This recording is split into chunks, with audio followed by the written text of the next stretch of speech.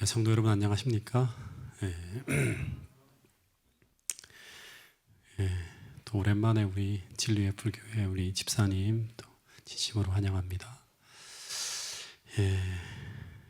가을이 점점 깊어가고 있습니다. 이제 12월 달도 거의 얼마 남지 않았는데 그 전도의 기간이라고 하는 걸 자꾸 생각하시고요. 또 여러분들이 이번 한 달 동안은 계속 영혼 구원을 위해 기도해주는 그러한 시간을 좀 가졌으면 좋겠습니다. 그래서 비록 코로나 때문에 교회로 인도하지는 못한다 하더라도 끝없이 씨를 뿌리는 그러한 일들을 하고 그 결과 나중에 코로나가 그치게 될 때 그 영혼을 우리가 하나님의 은혜로 추수하는 그런 기쁨을 누렸으면 좋겠습니다. 출애굽기를 지금 계속 공부하고 있는데요. 이 출애굽기를 통해서 우리에게 보여주신 중요한 교훈 중에 하나는 뭔가 하면 계속 이야기하지만 인물의 준비예요. 그러니까 여러분들이나 저나 계속 하나님께서 영적 출애굽을 위해서 하나님은 그 기간에 쓰실 인물을 준비하고 있다고 생각하시면 좋을 것 같아요. 인물이 준비되어져야지만 뭐가 이루어진다? 출애굽의 역사가 이루어진다고 하는 거예요. 왜냐하면 하나님의 놀라운 구원의 사역은 사람을 통해서 항상 일을 이루어요. 사람이 준비되지 않으면 하나님의 일은 역사는 펼쳐질 수가 없다. 그래서 하나님께서 모세라는 한 인물을 준비하는 과정을 보면 첫 번째는 어디서 하는가 하면 그 가정에서 이루어집니다.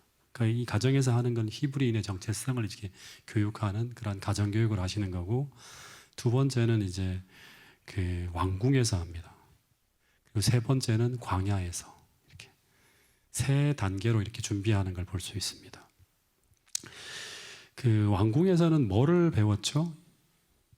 그 모세가 나중에 바로가 되어지는 엘리트 교육을 이제 받아요, 거기서. 근데 이것은 다 버려야 할 쓸데없는 교육이었나요? 이집트에서 받은 모든 교육은 다 쓸데없는 교육이었나요? 군사학이라든가 애굽의 모든 학술, 그 다음에 모든 이런 것들은 나중에 광야에서 다 버리고 출애굽을 하는 과정에서 80이 된 노인에게는 아무 쓸데없는 그런 것이었나요? 한번 생각해 보세요. 그렇지 않고 그때 배운 그 교육을 통해서 훗날 모세는 200만의 이스라엘 백성들을 다스리고 조직하고 하는 그런 일을 합니다. 쓰시는 거예요. 이제 그가 회심하게 되고 거듭나게 되면. 그리고 방대한 양의 설교를 저술하죠. 모세가. 이 다 모세오경이 모세가 다 쓴 거예요.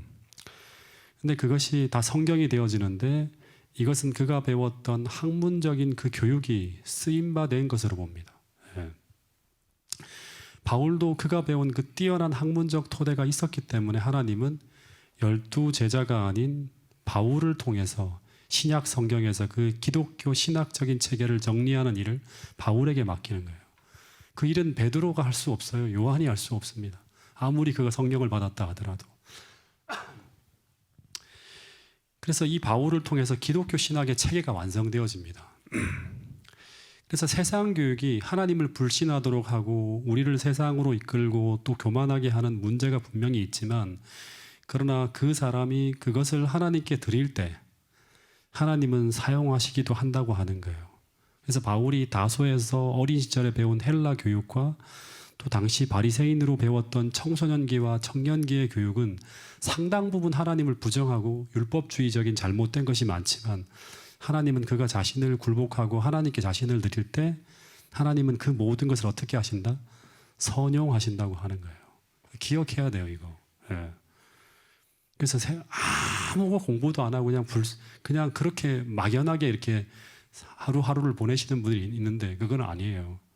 그리고 이제 광야에서 이 모세가 보낸 기간도 무의도시 가면서 그냥 하늘만 바라보고 지낸 게 아니에요. 잘 읽어보면.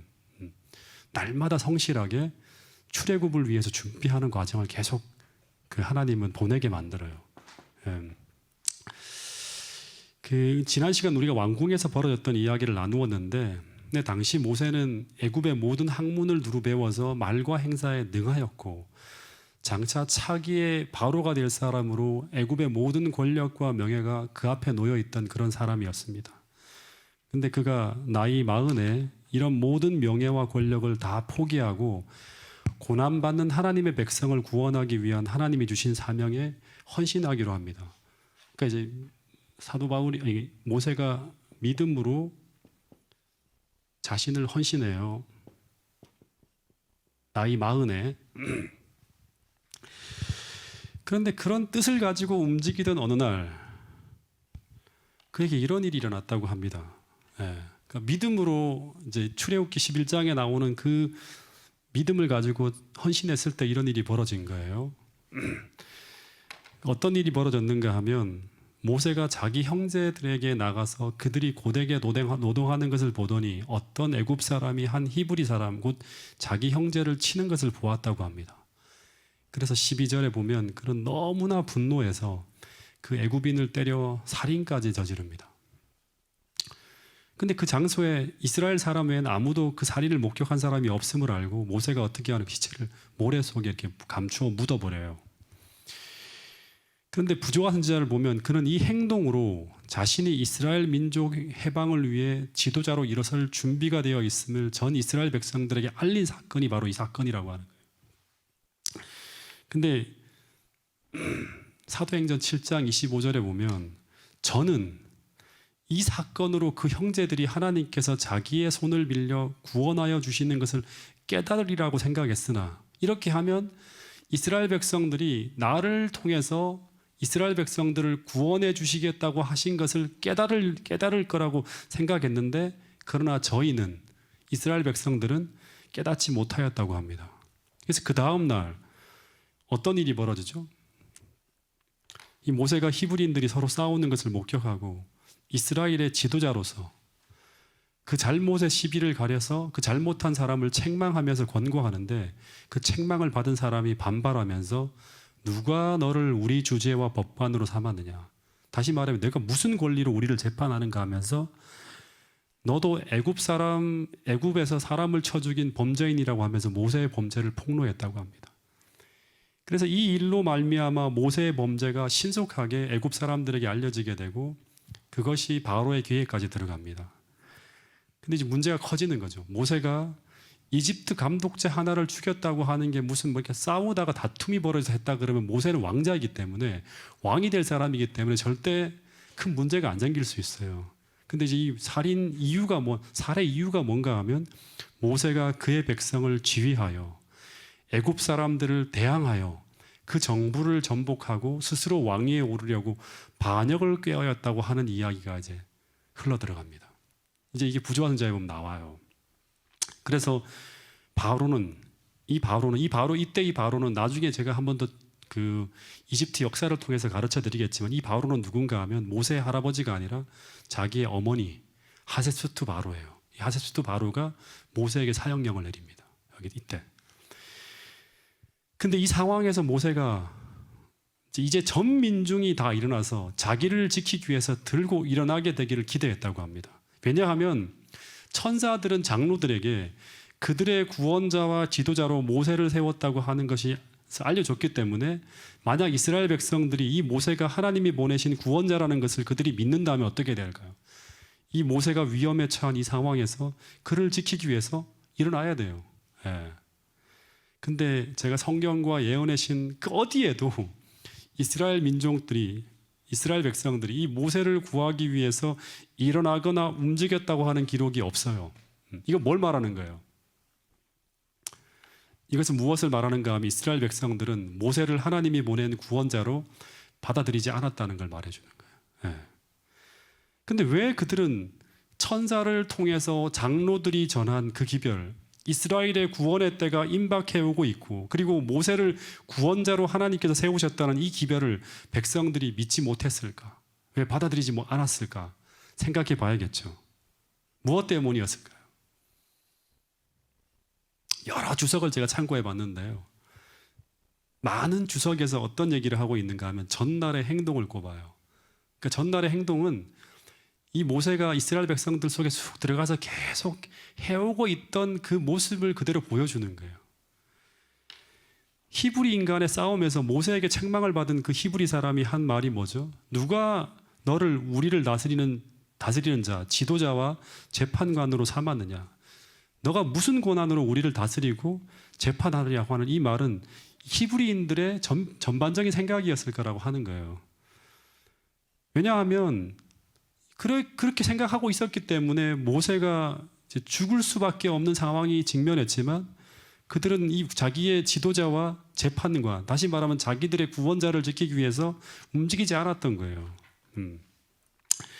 모세가 지난주에 제가 설명을 드렸지만 이스라엘 백성을 괴롭히는 그 애굽의 감독자를 쳐 죽일 때 그 이스라엘 백성들이 환호하고 속으로는 시원해했지만 그들은 어떤 생각을 했는가 하면 모세가 그들을 구원한 그 방법, 즉 아무리 우리를 괴롭히는 사람이었다고 하더라도 그 사람을 잔인하게 때려 죽이는 모습을 보면서 제가 만약에 여러분들이 막 진짜 어려움에 처해 있는데 제가 여러분들이 어려움에 처해 있는 것을 구하기 위해서 다른 사람을 막 주먹으로 두들겨 패고 해서 막 이렇게 하는 모습을 보면 여러분들 어떤 생각을 하겠어요?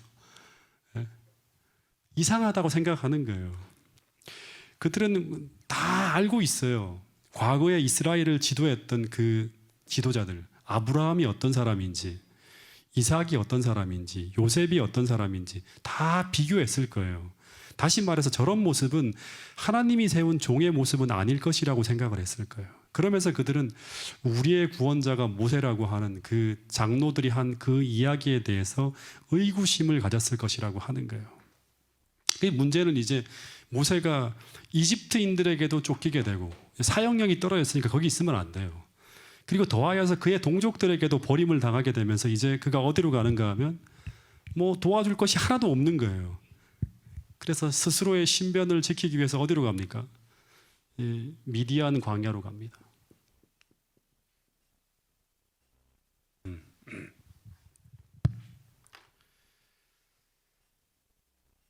여러분, 이 모세가 미디안 광야로 막 달아나면서 어떤 생각을 했을까요? 어떤 생각을 했을까요?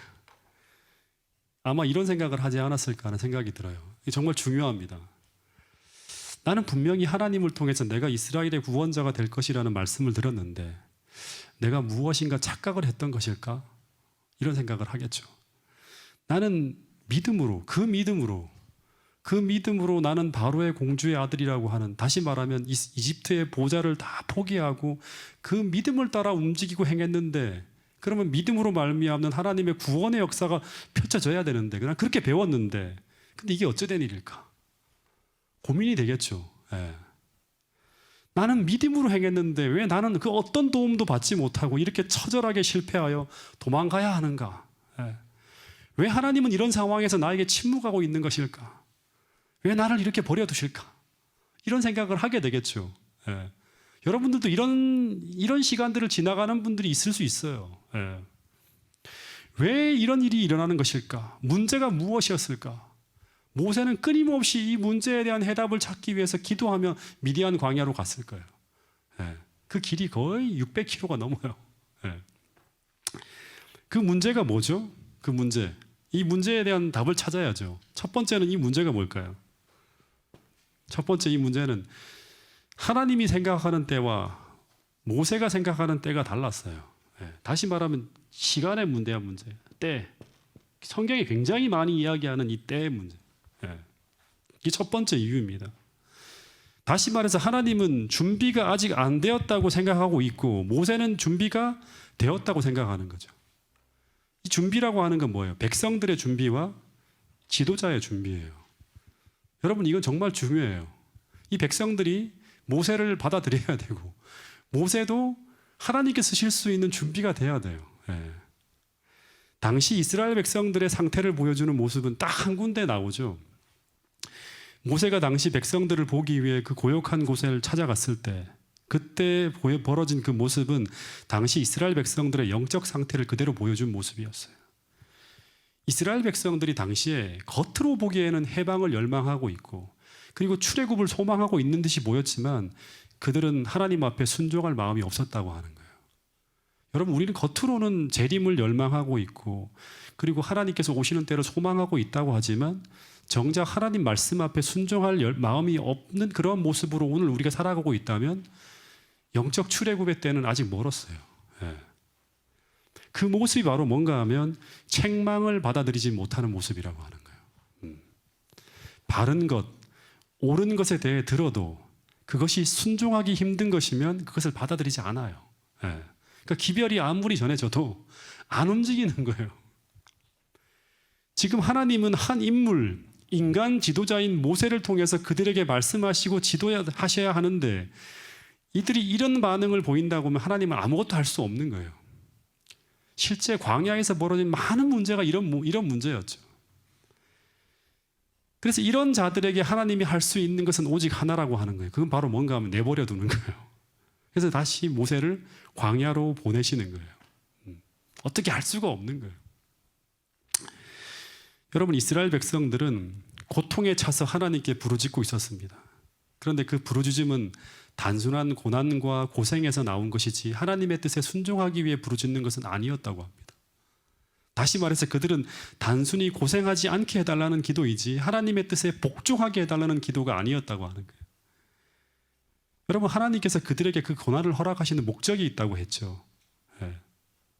근데 하나님께서 단순히 그 고통만을 해결해 주신다고 하면 하나님께서 그 고난을 허락하신 목적은 성취되지 않아요. 그럼 아무 의미 없이 고난을 짧게 당하는 것밖에 아무 의미가 없는 거예요. 고난을 낭비하게 되는 거예요. 두 번째, 백성들만 준비가 안 된 게 아니라 모세도 준비가 안 되었다고 말씀을 드렸습니다. 지금부터 하는 얘기는 좀 잘 들어야 돼요. 모세가 준비가 안 된 부분은 바로 그는 하나님의 지도자로서 이스라엘 백성들을 구원해야 되는데 그 목적과 방향에는 잘 알고 있었어요. 근데 그 이스라엘 백성들을 구원하기 위해서 그는 하나님의 지도자로서 어떤 방법을 사용해야 되는지는 잘 알지 못했어요. 그러니까 하나님 백성들을 구원해야 된다고 하는 그 목적, 이런 동기를 가지고 그는 일을 해요. 여기는 틀린 게 아니에요. 그들을 구원해야 된다고 하는 거. 근데 그들을 구원하기 위해서 그는 하나님의 지도자로서 어떤 방법을 사용해야 되는지 여기에 대해서는 잘 몰랐다고 하는 거예요. 여러분, 모세는 분명히 믿음이 있다고 말씀을 드렸어요. 그 믿음 때문에 그는 이런 일을 해왔어요, 계속. 근데 그 결과가 뭐예요? 실패했어요. 근데 이 실패를 가지고 믿음으로 그를 어떤 일을 행했는데 그 결과가 실패야. 근데 이 실패를 가지고, 믿음을 가지고 행했는데 실패하는 이 실패를 가지고 학자들은 어떤 얘기를 하는가 하면 위대한 실패라고 합니다. 잘 배워야 돼요. 위대한 실패. 왜냐하면 그는 믿음을 가지고 있었기 때문에 그는 이 실패를 통해 들어가게 되는 그 광야라고 하는 학교에서 그는 스스로를 돌아보며 배울 수가 있었어요. 만약 믿음이 없다면 그 사람은 실패를 통해 아무것도 배우지 못합니다. 왜냐하면 믿음이 없다고 하는 것은 다른 말로 하면 그는 하나님 앞에 겸손하지 못하다고 하는 것이고, 그런 사람은 하나님께서 그 실패와 고난을 통해 보여주시는 그 실패의 원인을 직시하지도 못하고, 그리고 그 실패의 원인을 인정하려고도 하지 않아요. 근데 그것을 직시할 수 있어야 자신을 돌아보고 그리고 돌이켜서 하나님이 주시는 교훈을 받을 수가 있어요. 만약 그럴 수만 있다면, 그렇게 할 수 있는 믿음만 있다면 그 실패는 오히려 그 사람에게 뭐가 된다? 축복이 된다고 하는 거예요. 여러분, 이거 잘 배우셔야 돼요. 저도 배워야 되고요.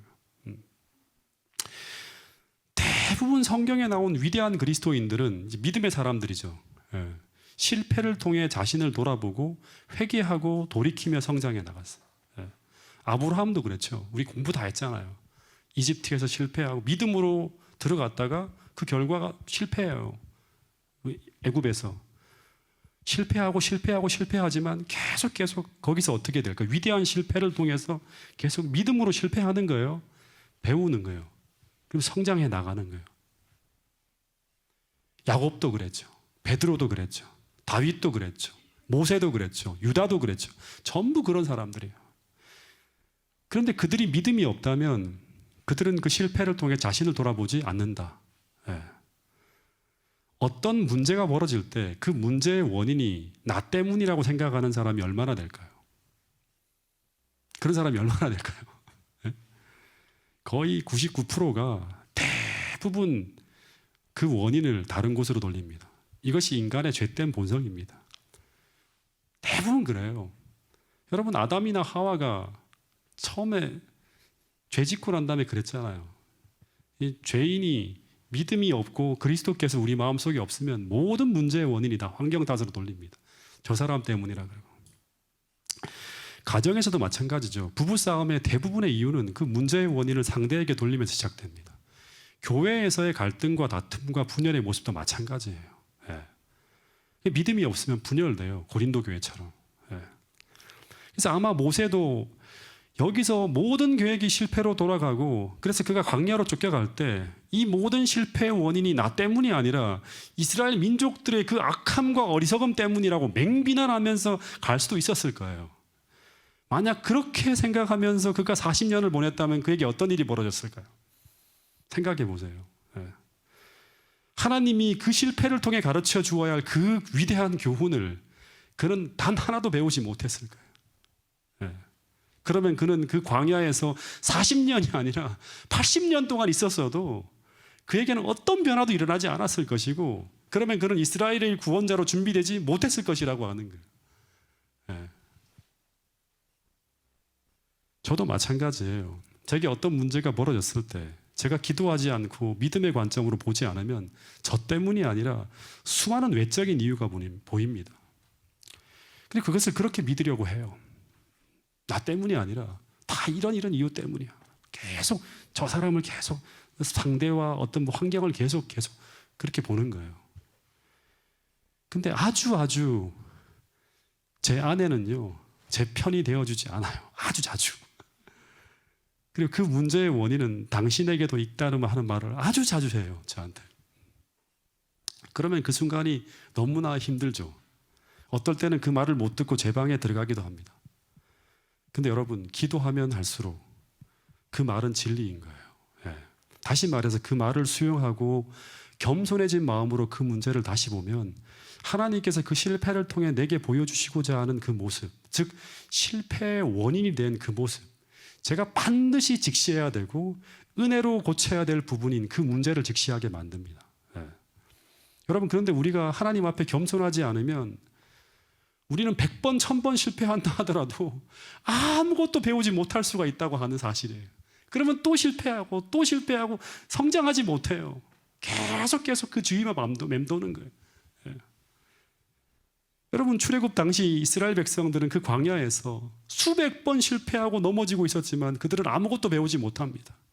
계속 똑같은 문제 앞에 똑같은 실수를 반복합니다. 그런데 그 이유를 주님은 이스라엘 백성들이 어떤 사람이기 때문이다? 중요한 말이 있죠. 어떤 사람들이기 때문이다? 예? 목이 고든 사람들이다. 예. 목이 고든 사람이다. 이스라엘 백성들이 목이 곧았다고 하는 말이 뭐예요? 숙이지 않는 거예요. 예. 다시 말하면 이 말은 하나님 앞에 겸손하지 못하다고 하는 말이에요.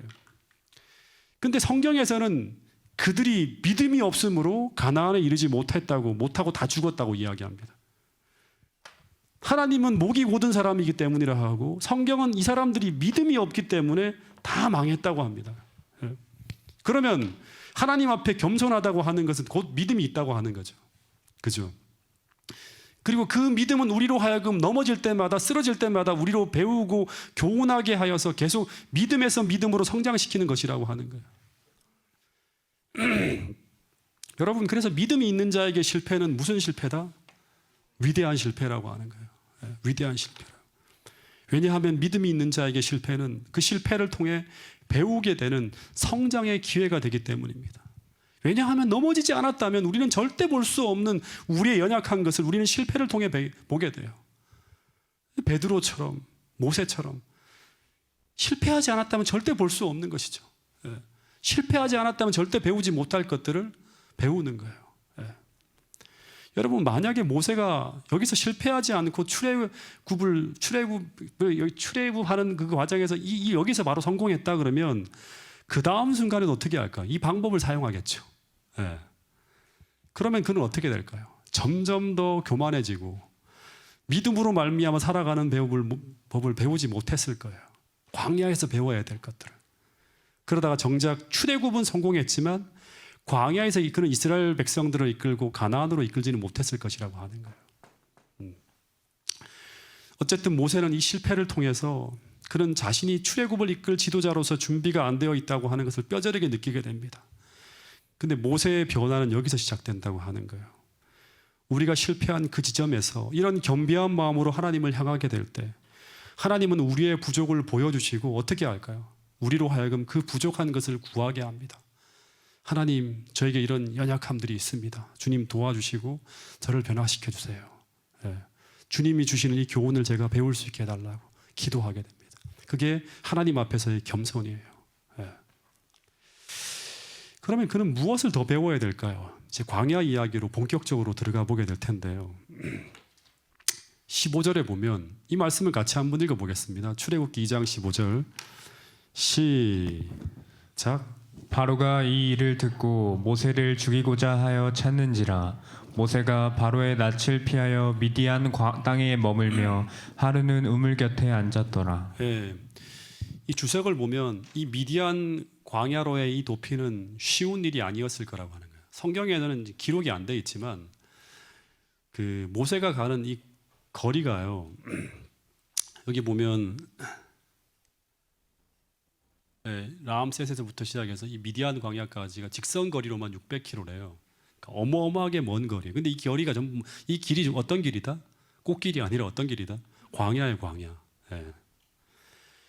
그래서 재림교회 성경 주석을 보면 이 애굽의 시누의 이야기라고 하는 이야기가 나오는데 이 왕의 신하였던 이 시누에가 왕이 죽자 알 수 없는 이유로 목숨의 위협을 느끼고 수리아까지 이렇게 이제 그 도망가는 어떤 그런 망명 생활을 쭉 기록에 남긴 기록이 있는데 이 사람이 국경을 통과하면 생기는 위험과 그러니까 막 철저하게 이렇게 이제 그 지키는 경비병들이 있는가 봐요. 이제 그걸 통과해 나가야 되는 거예요. 그것도 상당히 쉽지 않았을 거예요.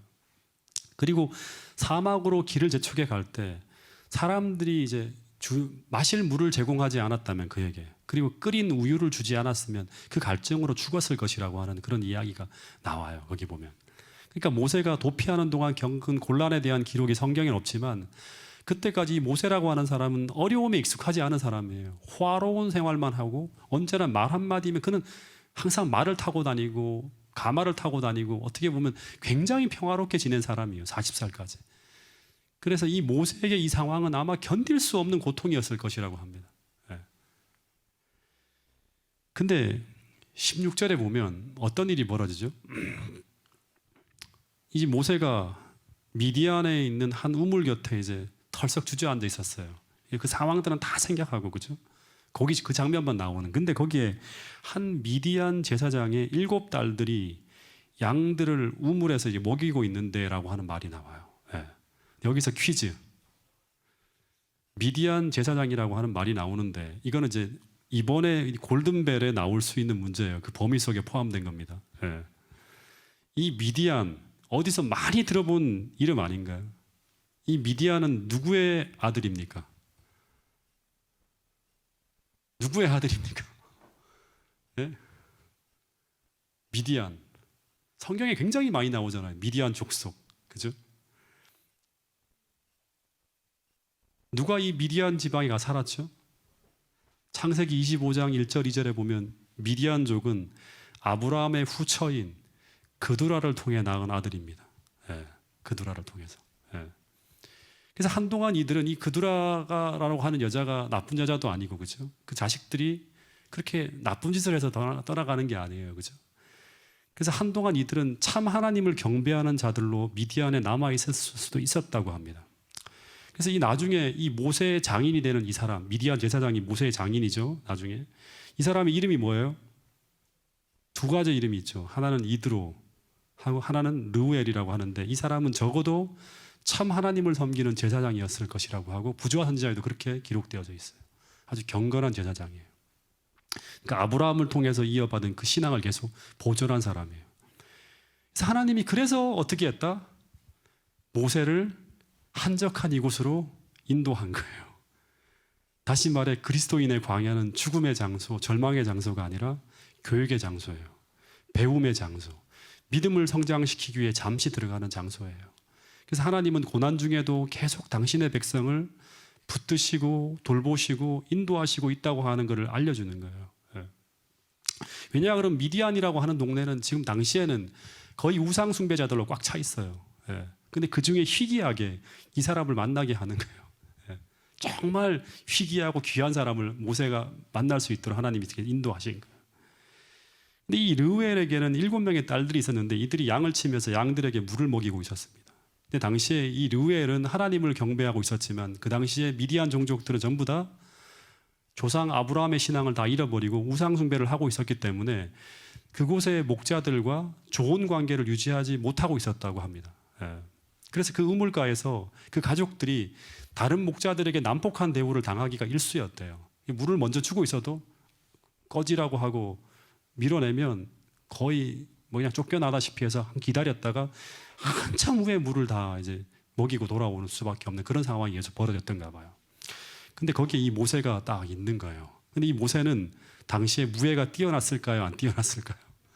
상당히 뛰어났죠. 군대 장관이었고 그리고 애굽 감독자를 그냥 주먹으로 때려 죽일 수 있는 사람이었어요. 쳐 죽이는 거예요. 때려서 그냥. 그 정도 자신이 있었기 때문에 그 감독자를 향해서 그 지팡이를 들고 무기를 들고 있는 사람을 가서 모세가 때려 죽였잖아요. 그 목자들이 무례하게 양을 끌고 와서 이 미디안 처녀들에게 비키라고 막 이렇게 말을 했을 때 모세가 그 불의를 참지 못하고 교통 정리를 시켜줍니다. 그러니까 모세가 한두 사람을 이렇게 쓰러뜨렸을 수도 있겠죠. 아니면 너희들 가만두지 않겠다 하면서 위협을 했겠죠. 막 그 무예를 통해서. 그랬더니 이 사람들이 꼼짝 못하고 있고 이 모세 한 사람이 그 모든 사람들을 다 교통 정리를 시키는 거예요. 그래서 아버지 르우엘이 그 아이들이 생각보다 집에 일찍 들어온 것을 보고 어떻게 이렇게 일찍 들어오느냐고 물었어요. 그랬더니 뭐라고 하는가 하면 이게 안 나오네요. 19절에 보면 그 애굽 사람이 우리를 목자들의 손에서 건져내고 우리를 위하여 물을 길어 양떼를 먹였다고 합니다. 그래서 이 르우엘이 왜 그 사람을 버리고 왔느냐 하면서 그를 청하여 음식을 대접하라고 해서 21절에 보면 그 집으로 들어가서 하룻밤이 아니라 동거하게 되고 그뿐 아니라 그곳에서 그 7명의 르우엘의 딸 중에 한 딸과 결혼하게 됩니다. 그 여자가 누구다? 시보라라고 하는 여자예요. 결혼하게 되는 거예요. 그러면서 여러 해가 침묵 가운데 지나갑니다. 전에는 당대 가장 강력한 왕가의 왕자였던 자가 거기서 뭐하고 보낸다? 천한 목자로서 세월을 보내고 있는 것입니다. 여러분이면 이런 세월을 어떻게 보내시게 될까요? 만약에 나에게 이런 상황이 닥쳤다고 하면 바로 얼마 전까지만 하더라도 이집트의 모든 권력을 쥐고 세상을 호령할 수 있는 왕이 될 사람인데 한순간에 천한 목자가 돼버렸어요. 한순간에 그것도 내가 불의하게 막 하는 게 아니라 믿음을 가지고 하다가 이런 일이 돼버린 거예요. 어떤 마음을 가지고 이런 세월을 보내게 될까요? 그는 그의 궁전을 장막과 애굽의 호화로움을 시내 광야의 생활과 그의 수행원 무리와 군대를 양과 염소에 떼어 바꾸었다. 수많은 군대를 주의하고 나가서 싸워야 될 사람이 양과 염소를 그냥 치면서 이 목자로서 보내는 거예요. 얼마나 큰 변화인가. 상상할 수 없는 변화가 온 거예요. 근데 그는 여기서 얼마를 보낸다? 생각하세요. 40년을 보냅니다. 모세는 이 기간이 이렇게 길 줄 알았을까요? 몰랐을까요? 전혀 몰랐어요. 그는 금방 이 기간이 끝날이라고 생각했을 거예요. 한두 해 있으면 이스라엘 장로들이 그를 찾아올 것이라는 생각을 했을지도 몰라요. 왜냐하면 그는 이스라엘의 구원자가 되리라는 것을 하나님으로부터 들었고 그 기별을 누구보다 알았다? 장로들에게도 하나님이 알려줬어요. 그래서 그런 이야기를 같이 만나면서 다 얘기를 했던 부분이에요. 자기를 데리러 올 줄 알았어. 근데 그 시간이 한 해 한 해 이어지다가 그가 40에서 이제 50으로 갑니다. 60을 넘어가요? 70을 넘어가요? 80이 되는 거예요. 40년의 세월 이렇게 다 지나가는 거예요. 너무너무 끔찍하지 않나요? 근데 이 기간을 그는 어떻게 보냈을까? 어떻게 견뎌냈을까요? 어떻게 견뎌냈을까 생각을 해야 되는 거예요. 예. 다시 이야기하지만 그는 한순간도 낭비하지 않고 성실하게 하나님과 동행하며 그 광야의 시간을 보내요. 그래서 이 기간은 잃어버린 기간이 아니었다고 합니다. 어떤 사람들은 이 기간을 잃어버린 기간으로 만들어버려요. 이 시간을. 절망하고 분노하고 원망하고 환경을 탓하면서 다 잃어버린 시간을 만들어버려요. 근데 한순간 또 이 모세는 믿음이 있었기 때문에 이 광야에서 어떻게 됐을까? 위대한 축복의 시간으로 만들어내는 거예요. 위대한 실패를 통해서 위대한 축복을 받는 시간으로 계속 만들어내는 거예요. 한순간도 낭비하지 않고 성실하게 하나님과 동행하며 그 광야의 시간을 보내는 거예요. 부조와 선지자에 보면 그는 여기서 한적한 곳으로 이리저리 다니면서 하나님의 약속을 하나하나 헤아려 보면서 계속 말씀을 묵상하는 거예요. 그는 이스라엘 백성들을 위해 밤낮으로 기도했대요. 하나님 이스라엘을 구원해달라고. 밤낮으로 기도했다고 하는 거예요. 그러면서 그가 기도할 때마다 하나님의 천사들이 계속 그가 기도할 때마다 그의 주위에서 빛을 비추어 주었고, 이게 무슨 말인가 하면 그의 마음이 어둠에 갇히지 않아요. 하나님께서 계속 빛으로 그를 마음을 조명해 주는 거예요. 왜 네가 여기 있어야 되는지, 너는 무엇을 배워야 되는지 계속 말씀해 주는 거예요. 그러면서 그는 성령의 감동하심을 힘입어서 무엇을 기록했다? 창세기라고 합니다. 이 광야에 있지 않았으면 절대 기록할 수 없는 책을 기록하는 거예요. 예. 부조와 선지자에 나옵니다. 적막한 황야에서 보낸 오랜 세월은 모세와 그의 백성뿐 아니라 그 당시의 시대 사람들뿐 아니라 그 후에 계속된 모든 시대를 통하여 이 세상에 풍성한 축복이 되었다. 무엇을 통해서? 위대한 실패를 통해서 축복이 되어 돌아온 거예요. 예. 믿음을 가지고 있을 때. 예.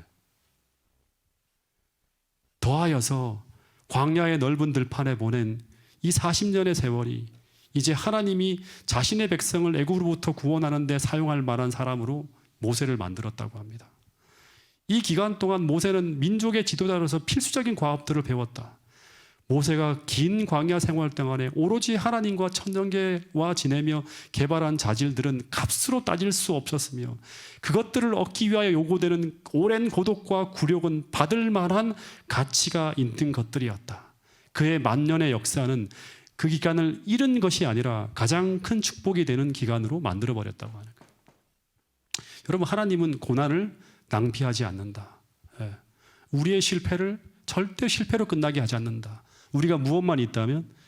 믿음이 있다면 하는 거예요. 예. 여러분, 한 가지만, 딱 하나만 짧게 한 2, 3분 정도만 더 얘기하고 기도의 시간을 좀 갖도록 하겠습니다. 제가 지난 시간에 제가 말 다 읽어드렸던 건데요. 부조와 선지자를 보면 이런 글이 있습니다. 그는 아브라함과 야곱이 배운 동일한 믿음의 교훈, 하나님의 약속의 성취를 위하여 인간의 힘이나 지혜를 의지하지 말고 그분의 능력에 의지해야 될 것을 배워야 했다. 이 한 가지만 오늘 새기고 오늘 좀 말씀을 정리하도록 하겠습니다. 계속 이야기하지만 왜 모세는 광야로 가야만 했는가? 보통 세상에서 뛰어난 성취나 성공을 경험하게 되고 특별히 많은 교육을 배운 사람들은요, 자신을 대단히 훌륭한 사람으로 생각하게 돼요. 말은 겸손하게 한다고 하지만 그의 머릿속에 꽉 차 있는 게 뭐냐면 자기 신뢰, 이걸 자신감이라고 하는 걸로 이렇게 세상에서는 아주 우리를 이렇게 이제 뭐랄까 이렇게 그렇게 만들어 버려요.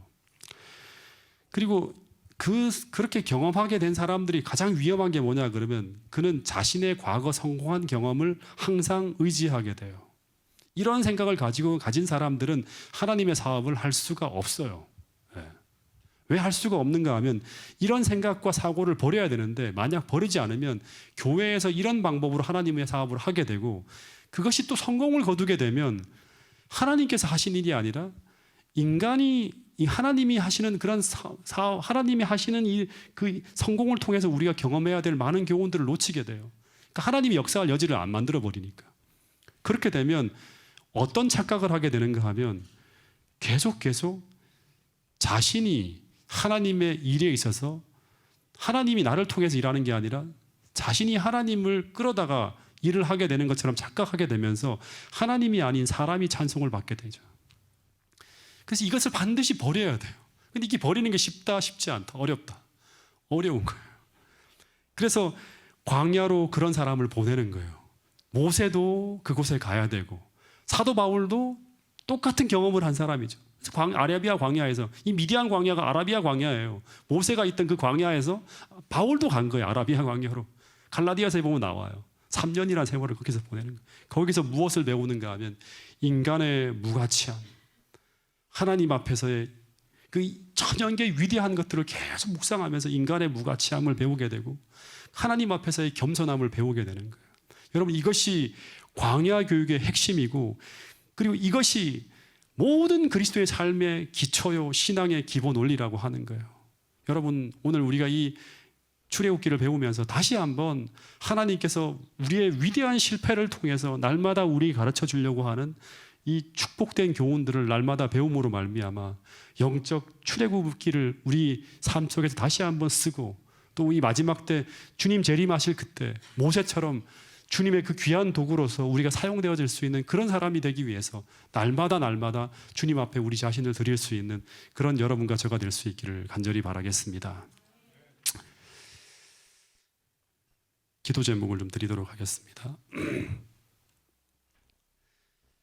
여러분, 전도의 기간인데요, 특별히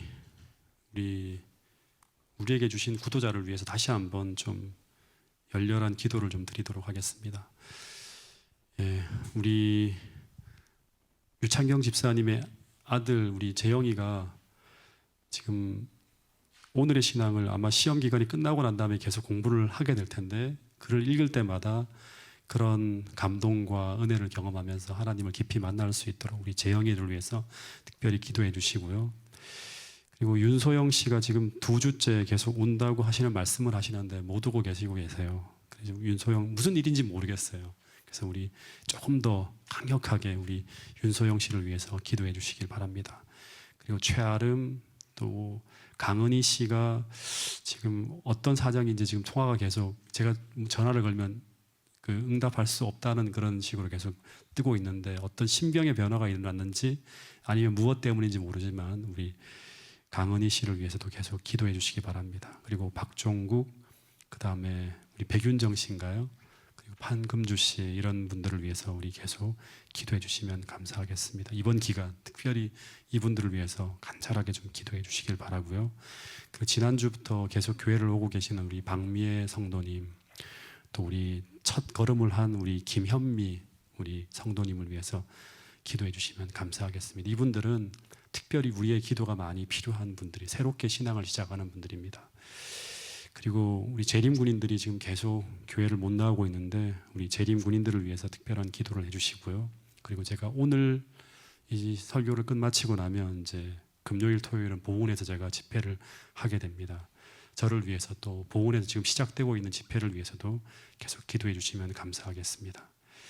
그리고 우리 여전히 우리가 기도를 멈추지 말아야 될 우리 김송 집사님, 한정숙 집사님, 김무송 장로님, 김순진 집사님, 전정선 우리 사모님과 성낙원 목사님, 그리고 김윤정 씨와 김윤정 집사님과 우리 문홍근 할머니를 위해서도 기도해 주시면 감사하겠습니다. 우리 개인 기도 시간을 가진 후에 우리 마치는 순서를 갖도록 하겠습니다.